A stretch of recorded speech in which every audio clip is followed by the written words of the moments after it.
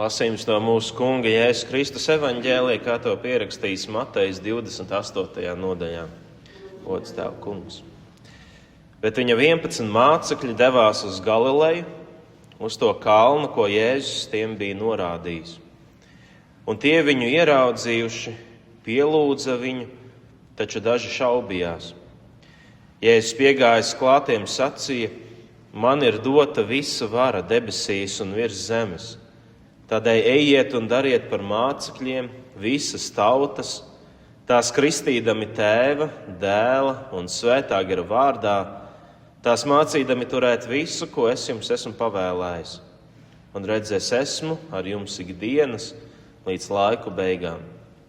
Tā Kunga evaņģēlijs. Slāva Tev, Kristu. Lūksim. Kungs, trīsvienīgais Dievs, mēs teicam un slavējam Tevi šai dienā. Lūdzam, nāc un pagodinies arī tagad, kad varam raudzīties uz Tevi un apbrīnot, cik liels un varens Dievs Tu esi.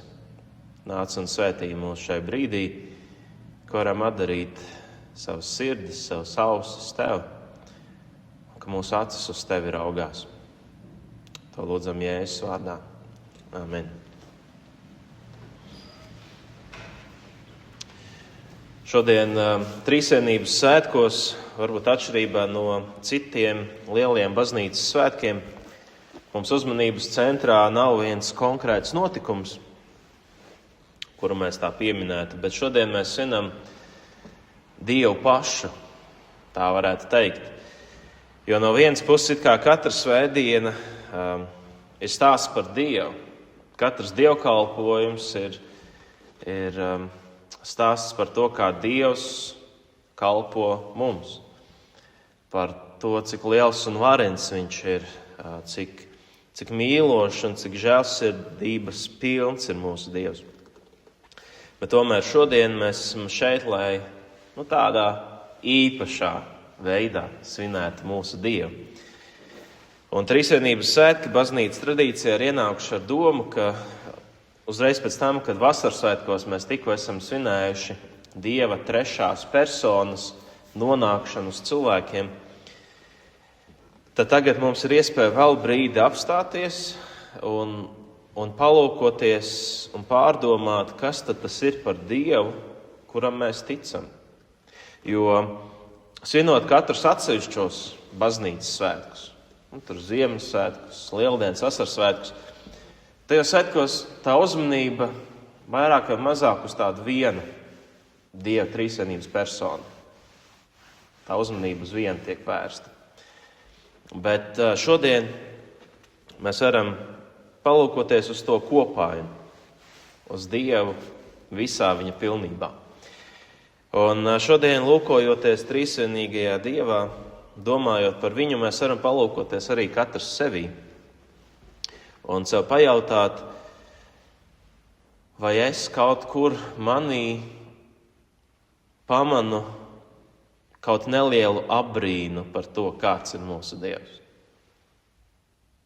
Jo Dievs jau nav tāds, par kuru mēs varam tur runāt un par kuru mēs varam spriest, ka Viņš ir tāds vai šitāds, kāpēc Viņš rīkojas tā vai citādāk.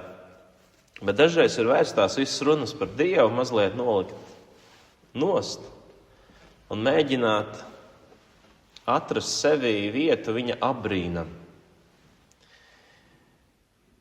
Un tā, ka man mājās arī aug divgadniece, tad esmu pamanījis arī citi bērni, kad viņi ieiet, piemēram, veikalā un ieraug visus tos daudzos produktus plauktos. Viņos tāds dabisks wow ienāk. Un viņi to skaļi tā pasaka. Wow!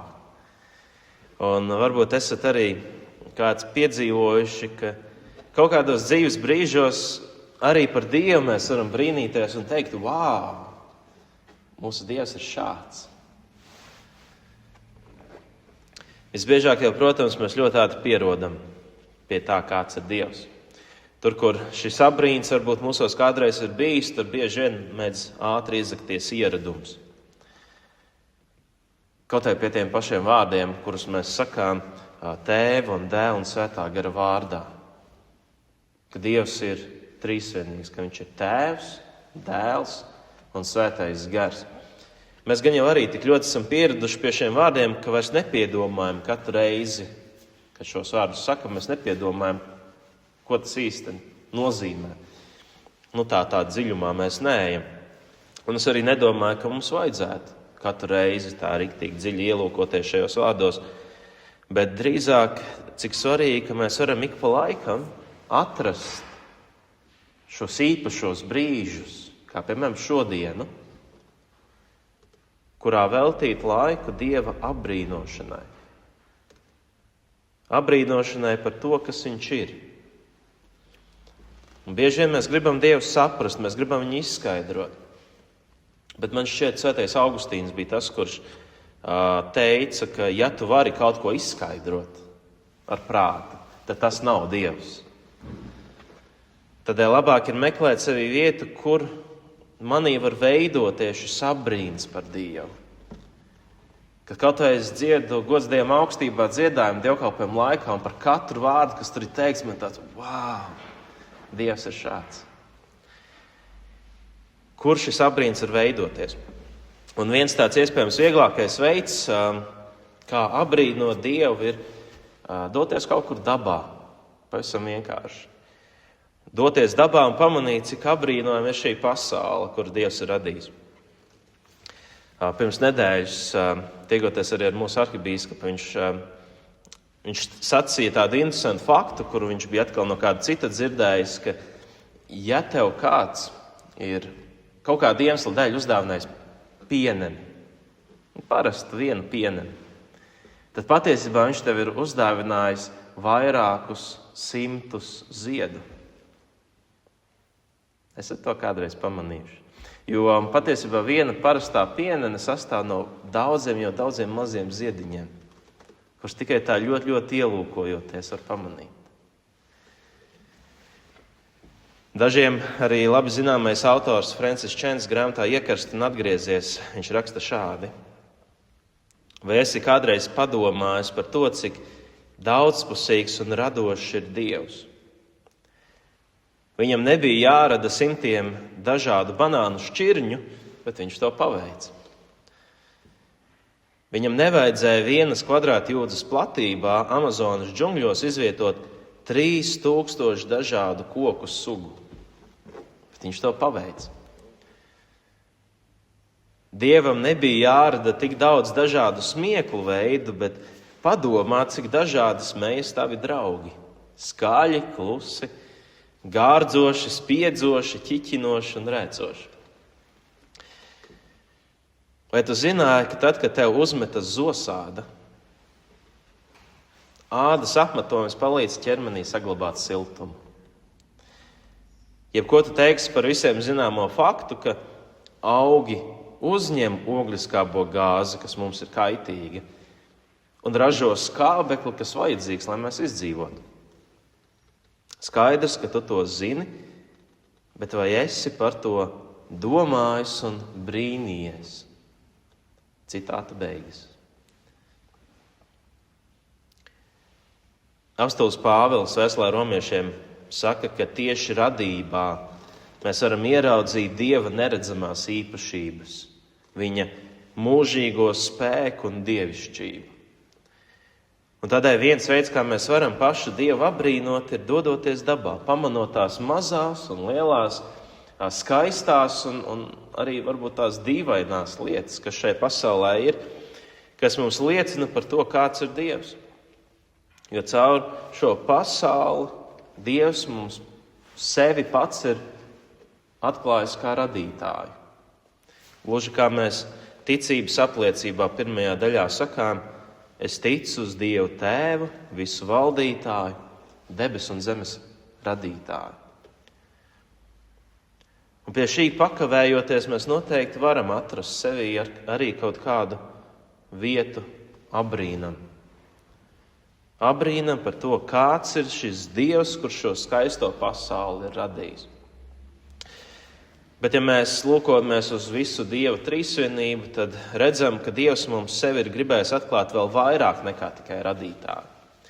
Viņš ir Dievs, kurš pats ir arī ienācis šajā pasaulē, lai būtu šeit kopā ar viņa mīļotiem cilvēkiem. Lai viņš būtu ar mums un būtu par mums. Ar mums un par mums. Un to visu mums atklāja Jēzus Kristus dzīve, kur pirmkārt caur viņa piedzimšanu šajā pasaulē mums tiek pasludināts, ka Dievs ir ar mums. Jēzus kā Dieva dēls ir šis apsolītais Immanuēls, ko mēs parasti adventa laikā daudz dziedam un pieminam. Immanuēls tulkojumā ir Dievs ar mums. Savukārt Jēzus savā krusta nāvē parāda, ka Dievs ir par mums. Kā Nīkejas ticības apliecībā mēs sakam, par mums sists krustā Poncija Pilāta laikā. Mēs varam teikt, par mums cietis un guldīts kapā. Par mums 3. dienā augšām cēlās saskaņā ar rakstiem. Un arī svētā vakarēdienu iestādīšanas vārdos mēs dzirdam šos vārdus, ka Kristus asins par mums un par daudziem ir izlietas grēku piedošanai. Un Mārtiņam Luteram šie vārdi bija tie, pie kuriem viņš atkal un atkal atgriezās, un šie vārdi bija tie, kas viņam likās apbrīnas vērti. Ka viss tas, ko Kristus ir darījis, viss tas, kam Kristus gāja cauri dzīves laikā, tas viss bija darīts par mums. Pasaule varbūt vēl varēja tikt radīta tur puķītēm un putniņiem un dzīvnieciņiem, bet tas, ko Kristus izdarīja, bija priekš mums un mūsu pestīšanas labad. Tādēļ Luteram tas likās apbrīnojami. Viņš uzsvēra, ka kristiešu ticībai ir jāpieķeras tieši tam, ka Kristus ir miris un augšām cēlies par mums, par mani, par tevi.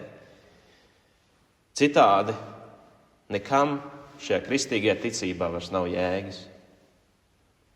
Un tādēļ arī tad, kad tu nāc saņemt svēto vakarēdienu, tad tas ir tik svarīgi, ka tu dzirdi šos vārdus un ar visu savu ticību pieķeries šiem vārdiem, ka Kristus miesa par tevi dod. Kristus asins par tevi ir izlietas. Šī ir vēl viena tāda ļoti svarīga vieta, kur mēs varam ļaut mūsos veidoties Dieva apbrīnam. Kad mēs sevī apdomājam tās lietas, kuras pats Dieva dēls par mums ir paveicis. Un to mēs varam darīt gan lasot svētos rakstus, kad mēs lasām par katru to lietu, ko Kristus ir par mums darījis, gan arī patiesībā dievkalpojumā. Mums ir vairākas pat tādas vietas, vairāki brīži, kad mēs varam brīnīties, apbrīnot Dievu, kur mēs varam veltīt laiku šim Dieva apbrīnam. Un, piemēram, viens no tiem brīžiem ir gan tieši pirms vakarēdienas saņemšanas, kad mēs vēl gaidām. Mēs dziedam aktu Dieva jērs, mēs vēl zinām, tūlīt mēs nāksim. Gan arī tieši pēc tam, kad esam saņēmuši vakarēdienu, mēs atnākam savās vietās. Arī tad tie brīži, kad mēs varam ļauties Dieva apbrīnošanai. Ka mēs lūkšanā ar savu sirdi vienkārši raugāmies uz to Dieva noslēpumu, kuru vai nu mēs tūlīt saņemsim, vai tikko jau saņēmām. Mēs varam raudzīties uz Dievu un viņu apbrīnot. Ļausimies tam. Ļausimies apbrīnot to, ko Kristus par mums ir darījis. Un noslēgumā 3. lieta, par kuru mēs varam domāt, un kas pavisam noteikti ir apbrīnas vērts, ir tas, ka Dievs ne tikai radīja šo pasauli un tajā ienāca, bet viņš arī joprojām ir ar mums. Un viņš ir mūsos caur savu garu. Kā pagājušajā svētdienā sacīja mācītājs Oskars Smoļuks televīzijas dievkalpojumā, ja nu kāds skatījās, es nezinu, kāds skatījās, bet es noteikti iesaku noklausīties, tad viņš teica, ka vasaras svētkos piepildījās tas, ko Prāta Vētra un Music dzied dziesmā Debesis iekrita tevī. Debesis ir tevī. Un tas ir apbrīnojami, vai ne? Dievs grib būt tevī. Dievs mājo tevī. Mēs paši neesam Dievs, bet Dievs ir mūsos. Un mēs varam apdomāt, vai esam pamanījuši ko tādu, ko Dievs mūsos jau ir paveicis. Vispār vai pēdējā laikā, ko viņš mūsos ir paveicis. Kas ir tas, ko Svētais Gars šobrīd pie mums dara? Vai spējam pamanīt, ka viņš velk mūs arvien tuvāk un tuvāk sev? Vai pamanām, kā viņš veido mūsu raksturu? Kā viņš veido mūsu ticību? Tur noteikti ir tik daudz ko apbrīnot. Tam ir jāvelta laiks. Tas ir jāpamana. Tādēļ veltīsim tam laiku, jo mums ir brīnišķīgs Dievs, trīsvienīgs Dievs, kurš ir tā vērts, lai mēs viņu apbrīnotu. Nevis saprastu, bet apbrīnot. Šeit es likšu punktus prediķim un aicināšu atvērt dziesmu grāmatās to lapas pusi, ko mēs trīsvienības svētkos parasti veram vaļā, apliecināsim savu ticību ar Atanāzijas ticības apliecību.